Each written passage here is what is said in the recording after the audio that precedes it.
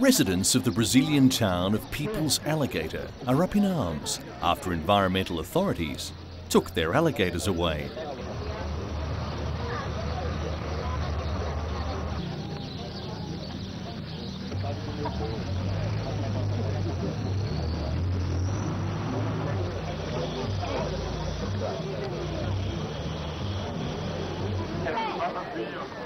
State Environmental Agency IBAMA impounded the 3 alligators living in the fountain in the town's main square after an anonymous tip-off that they were not getting proper care.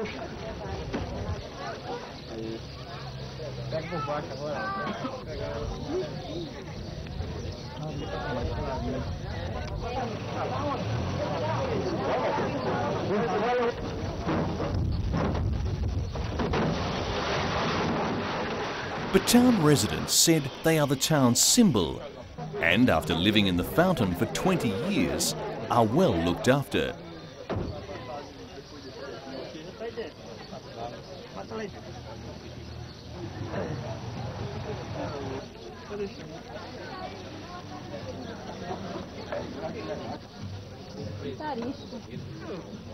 People's Alligator got its name when it was founded in 1957 because an alligator was found in a small river nearby, a rarity in Brazil's dry northeast.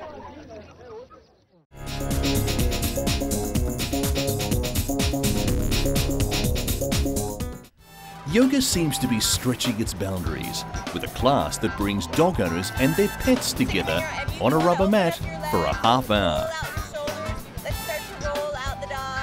A New York gym called Crunch Fitness has a free half-hour class called Rough Yoga, where the well-known downward dog position seems to have been made just for its members.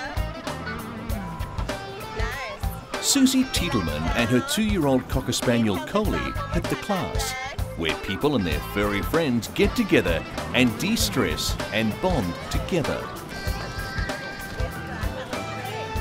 But dogs will be dogs, and often pet owners have to swiftly detangle from a difficult yoga position to run after their wandering, barking dog and bring it back to the mat.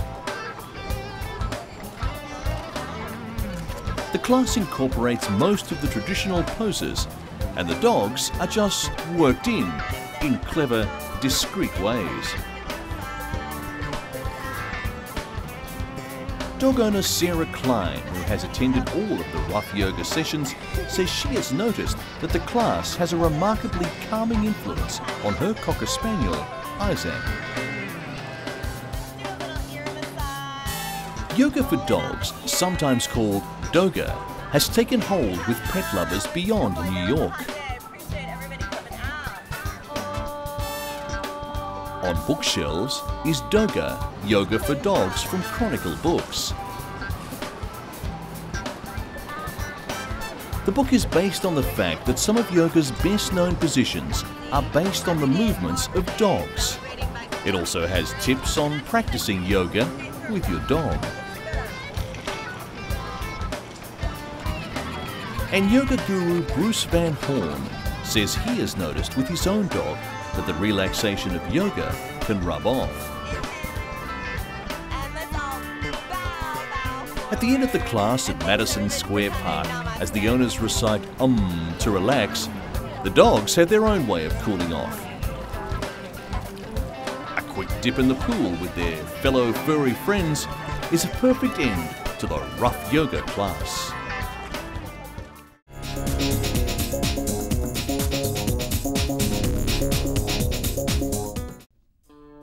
When paleontologists first discovered the tusks of this elephant-like creature in the sand, about 40 kilometers north of Munich, they thought it was a Gomphotherium, a prehistoric animal in the mammoth and elephant family.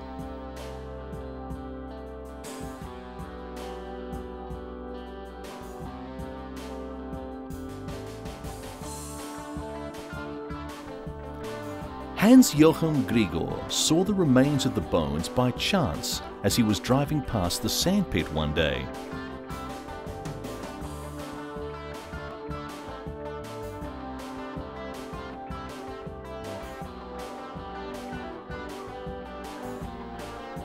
excavations could not begin due to the fact that the sandpit was still in use.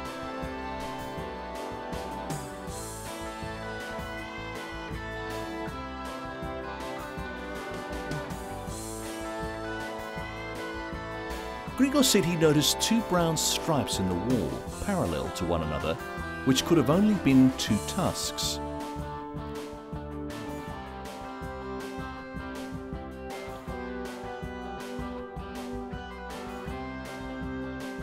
As excited as they were at the find, they still could not know exactly what kind of animal it was.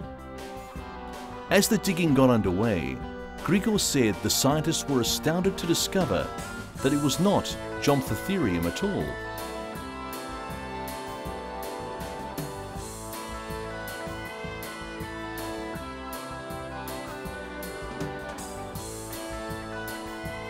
Another paleontologist involved in the dig estimated the bones to be about 14 to 15 million years old.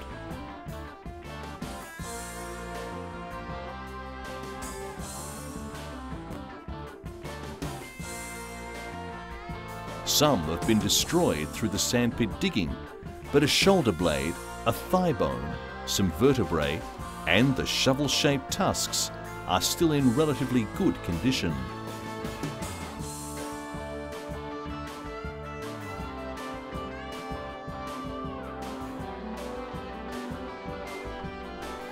This is only the second time a prehistoric elephant has been discovered in continental Europe.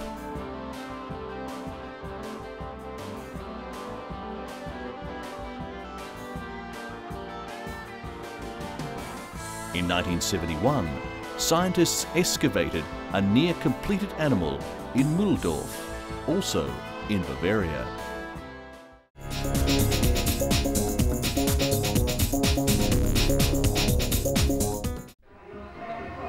Every year, the town of Lopburi, approximately 150 kilometres north of Bangkok, hosts a spectacular outdoor feast.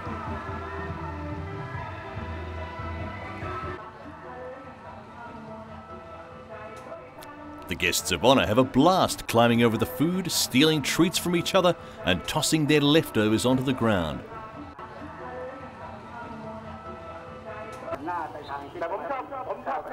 That's because the monkeys here are allowed to do anything they want, for they are the town's blessed animals.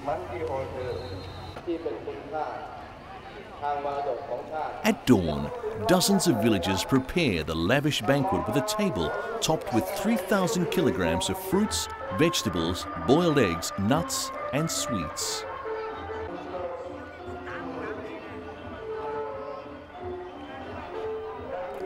The feast is a celebration that commemorates the close relationship between beasts and human beings.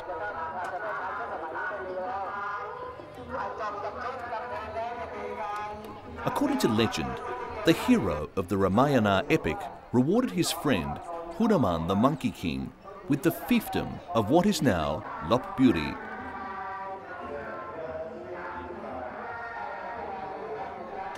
Nowadays, local residents still believe monkeys rule over the area around the town's most sacred sites, the Khmer ruin of Samprangyod and the nearby shrine of Sanprakan.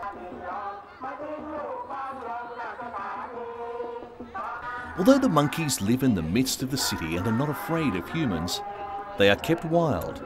Wild enough not to be shy about climbing over the huge tables of fruit and vegetables, drinking soda out of the can, and grooming each other in front of their hosts. But as much as this feast is monkey business, villagers and other visitors do keep watch over the energetic monkeys as they like to grab things. They often make off with jewellery, candy, and even baby bottles, reason why people try to lure them with other tastes. And according to Thai beliefs, donating food to the monkeys is an ideal way to accrue good karma. And judging from the hundreds of healthy monkeys scampering about, Lopburi residents must have surely won the highest level in Buddhist heaven.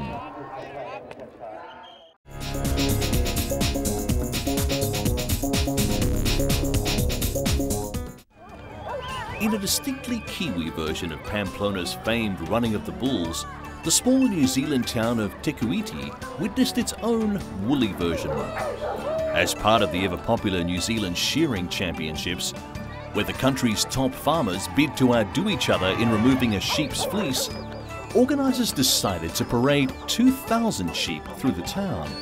With the legendary All Black rugby player Colin Mead leading the flock, it seemed that nothing could go wrong. But the sheep, perhaps in revenge for the humiliation of being sheared in public, took it upon themselves to take off on an unscheduled romp through the town. After the fun and games, the serious business of sheep shearing was the focus, as shearing legend David Fagan again competed for another title.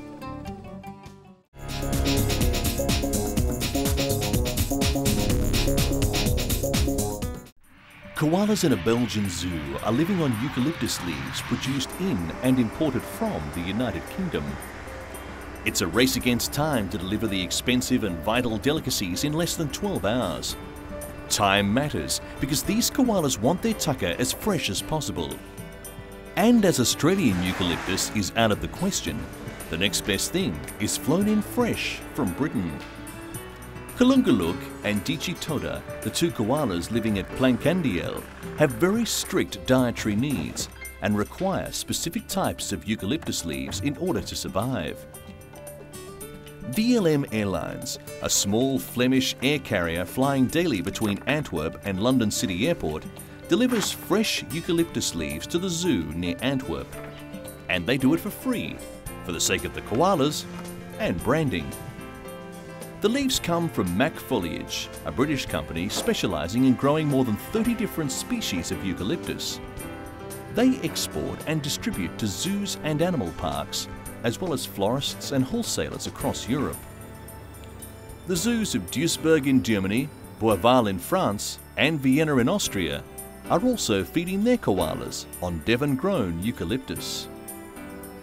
Koalas come originally from Australia and were almost made extinct in the last century, and are now on the list of endangered animals. Their very name comes from an Aboriginal word meaning no drink, because the animal receives 90% of its hydration from the eucalyptus leaves. Australia does not allow koalas to be exported anymore. Koalas grow to approximately 85 centimetres in height and weigh between 5 to 11 kilograms. When koalas give birth to immature young, which are only 2 centimetres long, they weigh less than 1 gram. The cub then develops further in the mother's pouch. Only at 6 months will the baby come out of its mum's pouch, most likely to the sight of fresh eucalyptus leaves. Made in England, of course.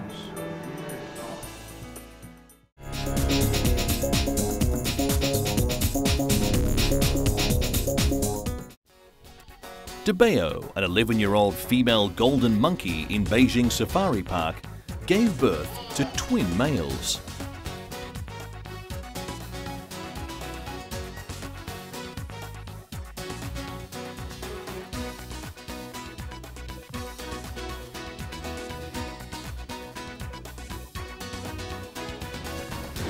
The twin golden monkeys, in very good condition, weigh some 0.5 kilograms each and are 20 centimetres tall.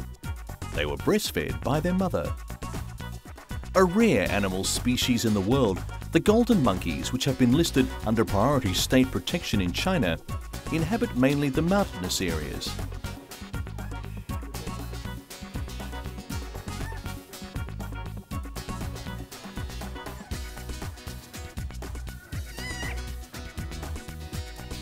There are only about 10,000 left in the wild, and since the group is relatively small, it's quite rare to find twin golden monkeys.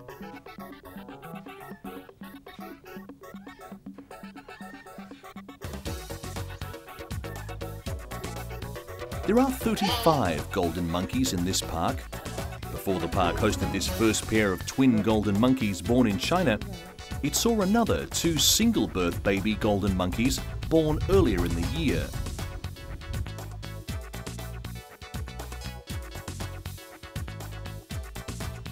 It seems that in the year of the monkey, golden monkeys were very productive.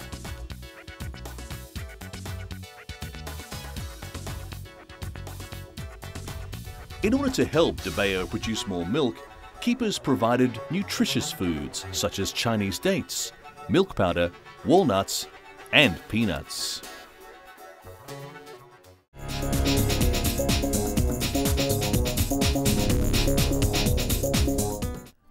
Kaguya the mouse looks like any other mouse you might find in a laboratory, except she was created without help from a male mouse.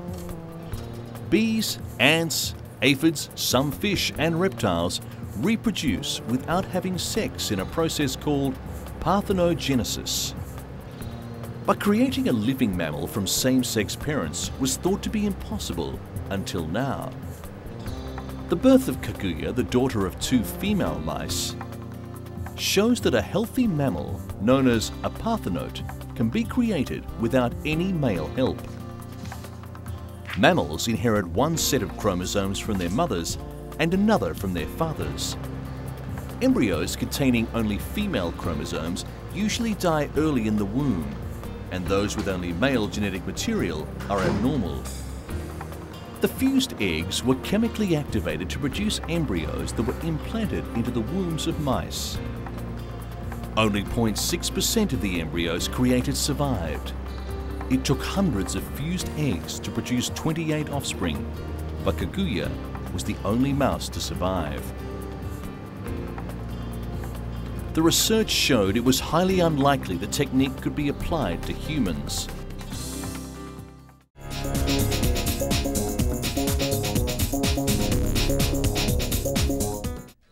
This wildlife game auction in South Africa is regarded as the biggest of its kind in the world.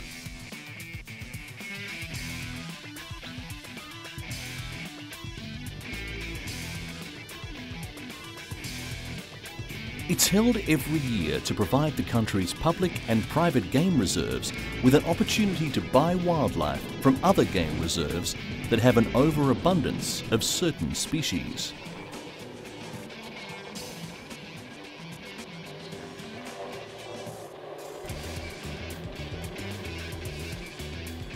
An overabundance of game in a restricted area can have disastrous consequences, and this annual event provides a legal and transparent forum for the sale of species that are often endangered.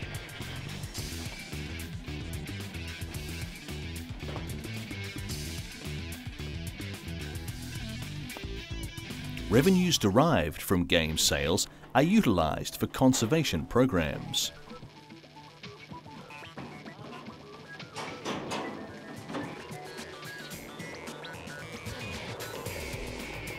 The use of helicopters in game capture operations was introduced in the 1970s. Large mammals like the rhino are located by air and darted with minimal stress before being relocated using special heavy lift helicopters.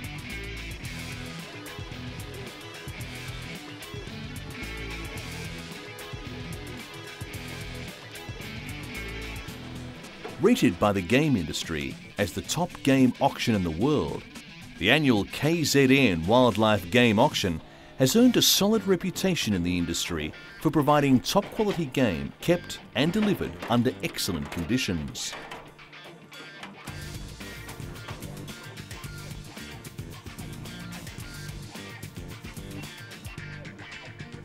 Species to be caught and auctioned this particular year included white rhino, nyala, kudu, zebra, giraffe, ostrich, blue wildebeest, warthog and impala.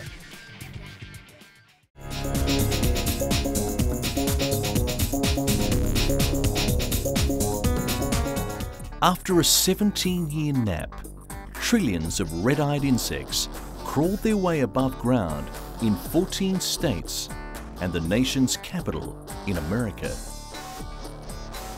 The 1 to half-inch long black bugs with iridescent wings buzz around, but they're harmless.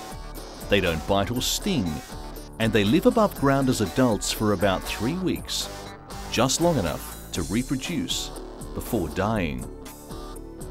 They tend to thrive in sunlit forest edges which often provide the warmer weather, and younger trees, most ideal for them to lay their young. That's because younger tree roots can sustain the 17-year feeding cycle of nymphic cicadas until they mature.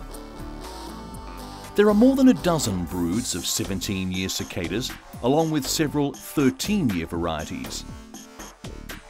This group, Brood X, was the largest and is concentrated in the Midwest and the Mid-Atlantic portion of the US. The periodical cicadas burrow into the ground after hatching, some digging as far as 2.44 meters under. Below the earth, the nymphs slowly suck the sap from tree roots for nourishment. After 17 years, they emerge and climb trees and shrubs where they shed their crunchy skins and harden into maturity. The insects are a delicacy for birds, squirrels, and even some pets. Once the bugs mate, the females cut slits into tree branches where they deposit 400 to 600 eggs. The adults quickly die, but the eggs hatch in a few weeks. These young cicadas who dig into the ground won't emerge until 2021.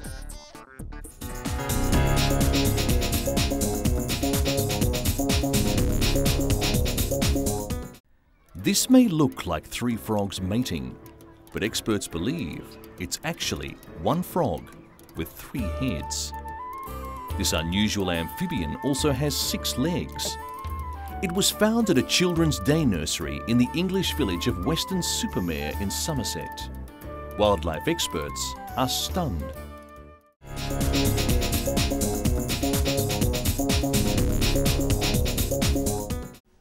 This modern version of Noah's Ark is situated in the basement of London's Natural History Museum's Darwin Centre. Thanks to DNA technology, the genetic imprint of any species can now be preserved. From this, the core collection will be stored here and at the Zoological Society of London, creating the world's first DNA and tissue bank for all endangered species. Priority will be given to animals in danger of extinction within 5 years and those extinct in the wild. The focus will then turn to those expected to disappear within decades.